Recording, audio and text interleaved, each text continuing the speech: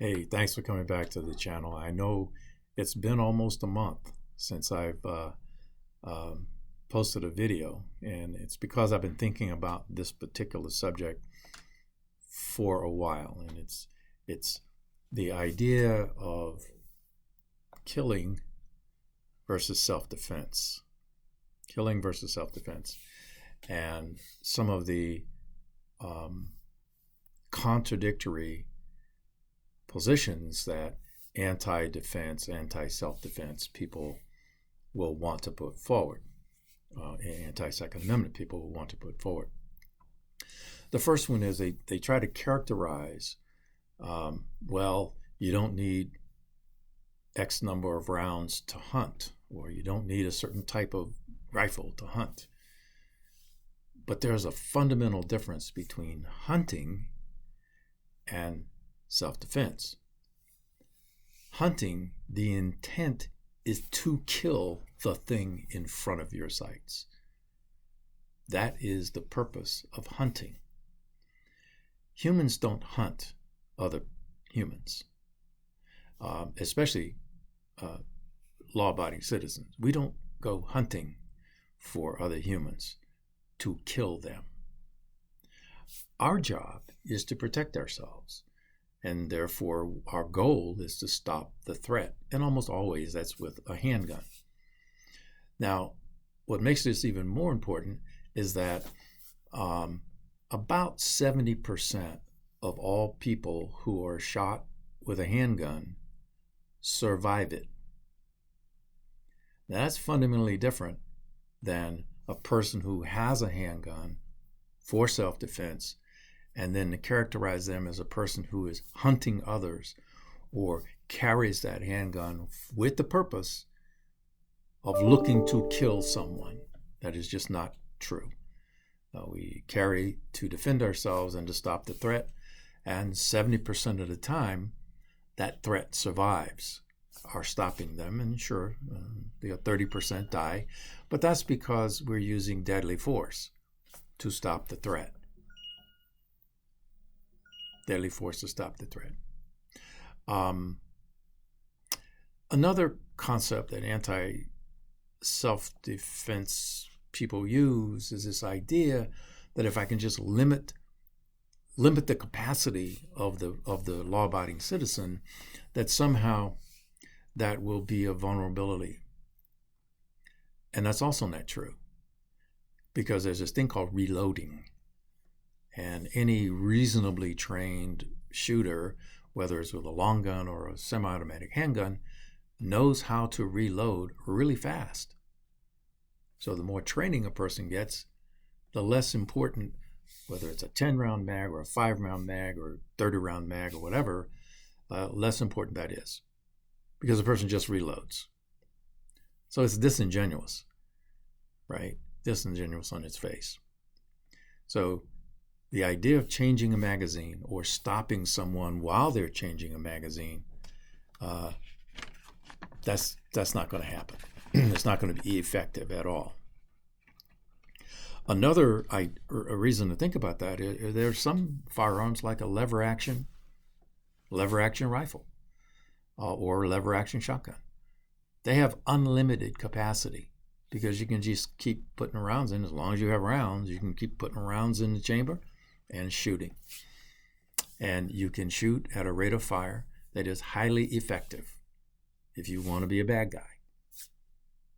So limiting capacity, whether it's by magazine or type, has no effect on the lethality of, or the concept of lethality for a shooter. The idea of training. I mean, this is where the anti-defense, anti-Second Amendment people have lost their mind, and they get schizophrenic. On one hand, they say, well, we don't want people walking around who are not well trained. And then on the other hand, want to limit where someone can be trained, which does what? Do you want trained people carrying or untrained people carrying? But you can't do both. You either must enable training and support that idea, in which case everybody is going to be well trained. So you're not going to be very effective in stopping a person who happens to have a firearm, happens to have it legally, but decides they want to misbehave. Now they're well trained, and that's what you get. That is what happens. Who would determine how much training should someone have?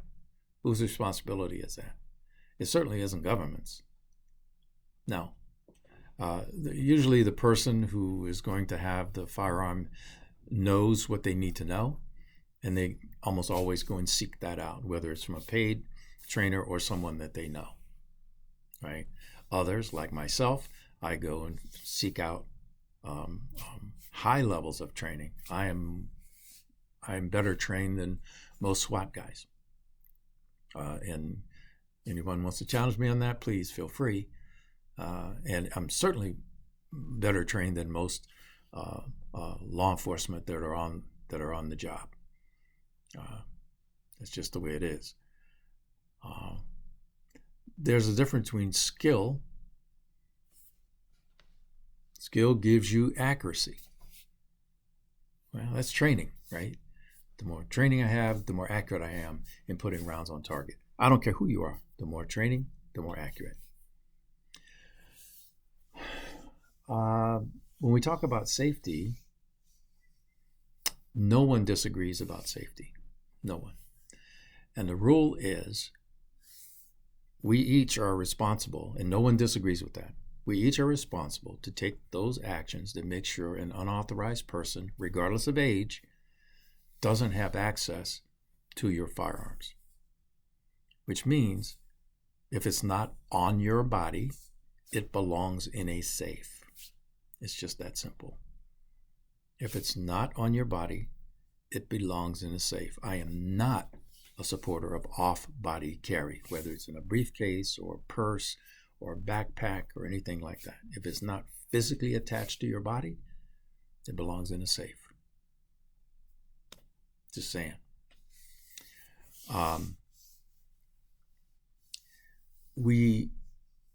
Now we get to the Second Amendment concept, right?